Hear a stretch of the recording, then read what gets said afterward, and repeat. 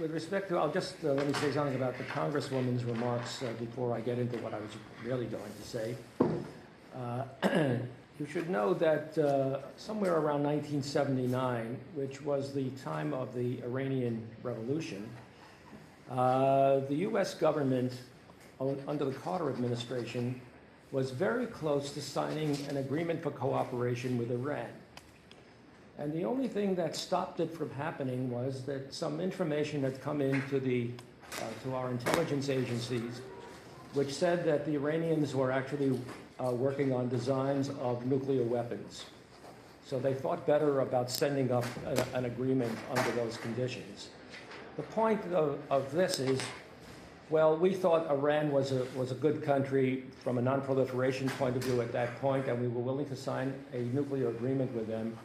We're facing the same thing now with Saudi Arabia, and I think one ought to take account of what the history of the U.S.-Iranian agreement was at that time, and use that as a template for determining what you should do about the Saudi Arabian agreement. Is that on? I don't know.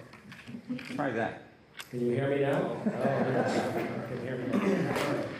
Forget everything I said. All right, well, I'm going to do the impossible, which is in 5 to 7 minutes, try to give you the entire early history of the Nuclear Nonproliferation Act of 1978. You have to remember what the nuclear situation and the proliferation situation was like in the early 70s before the act actually came into being. Mostly because of the Atoms for Peace program, the United States was the world's #1 proliferator. We had sent nuclear reactors to about 60 countries around the world with nuclear fuel to match. And a number of those countries actually had nuclear weapon ambitions. We're talking about India, Pakistan, Iran, Iraq, and Israel. And we were not the only ones engaged in that business. The Soviets, of course, gave assistance to China and to North Korea for their programs. The French actually were responsible pretty much for the Israeli nuclear weapons. The Germans provided Brazil with an enrichment capability, and also South Africa. And the French, in addition to their work with the Israelis, were also ready to send a reprocessing plant to Pakistan, which got stopped mostly because of the United States pressure, although they managed to send the most important components of a reprocessing plant to the Pakistanis before that deal was stopped. So we had serious problems. And then the Canadians, of course, had provided a research reactor to India without safeguards. That reactor had U.S. Heavy water in it. We had sold heavy water to India under a contract that supposedly required it to be used only for peaceful purposes, but the Indians used the Canadian reactor and the U.S. heavy water to produce plutonium in the research reactor that they got. And that plutonium was used in the nuclear explosion that India produced in 1974. And when that explosion occurred, it galvanized a lot of people in a lot of different places, including here on Capitol Hill, to try to do something about proliferation. So that's when I got involved in the business, along with a lot of other people, and we decided we needed to have some kind of legislation. Now, the first thing we thought of, because we're Americans, we thought about sanctions. It seems to be a favorite for Americans.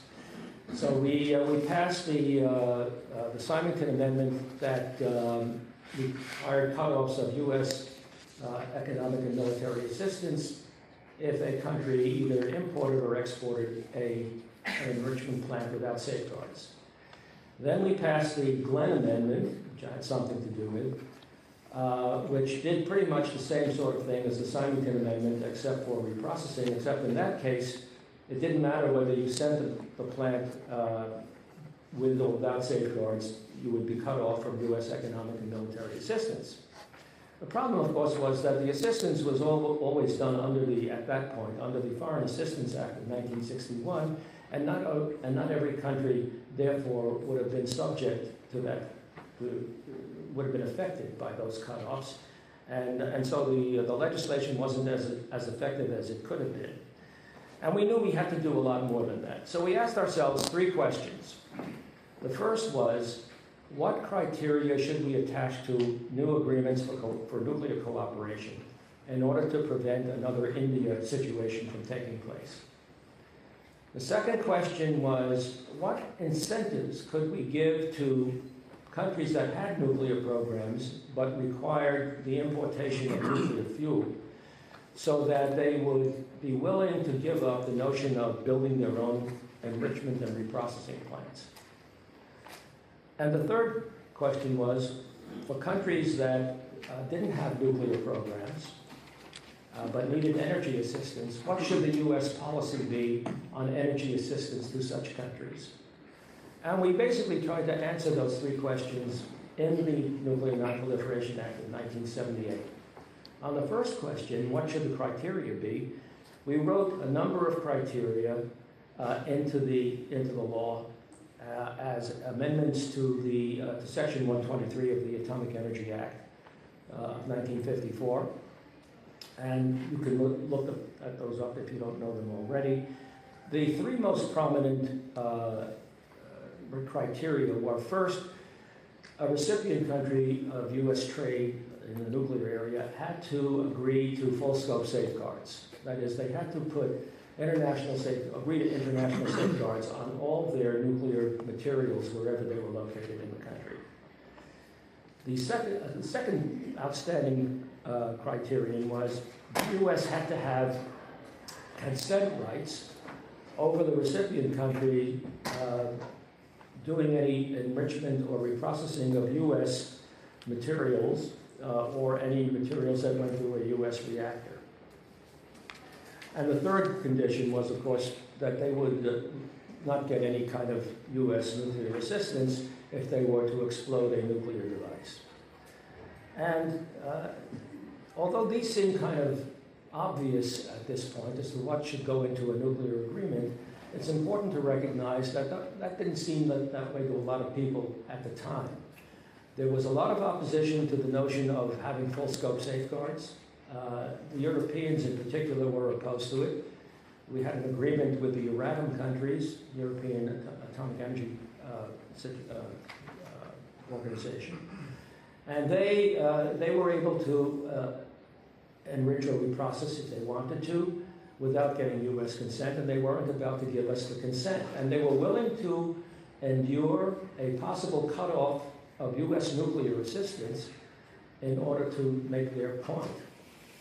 And the U.S., of course, caved. We, in the NNPA, we allowed for the president to issue annually a waiver of the consent rights. And we did that annually up until the agreement with the Europeans expired.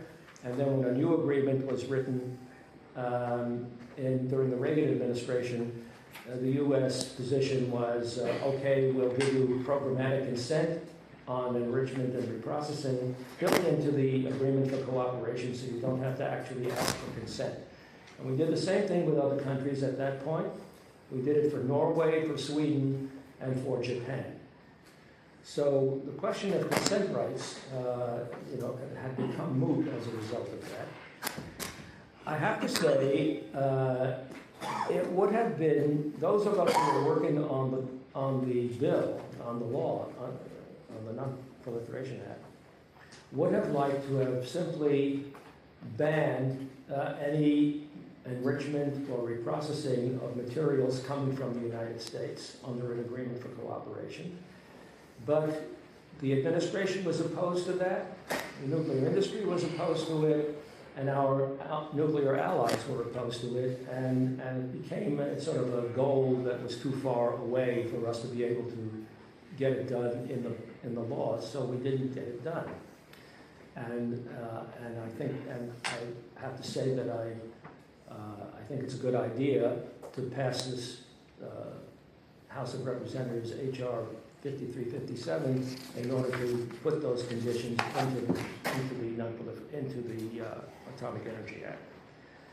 Now, to show that where our hearts actually lay with respect to enrichment and reprocessing and agreements, one of the things we did in the NNPA was to condition the ability of countries to obtain nuclear fuel exports through a new international organization that we proposed in the Act, an International Nuclear Fuel Authority, so that they would have to obtain nuclear fuel supplies through this new international organization, which was the embodiment of the old Eisenhower proposal for a fuel stockpile. And in order to be able to take advantage of the services of this new international organization, they would have to agree not to build any new enrichment or reprocessing plants. So the question of not building new enrichment or reprocessing plants is built into the NNPA in a certain way, but only through the existence of this new international organization that is proposed in the Act, but which never got implemented. And as far as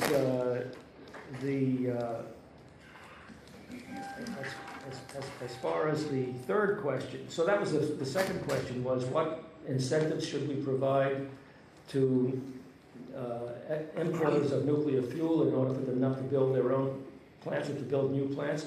It was to have their nuclear fuel supplies guaranteed through a reliable supply mechanism via this new international organization, which we called an International Nuclear Fuel Authority.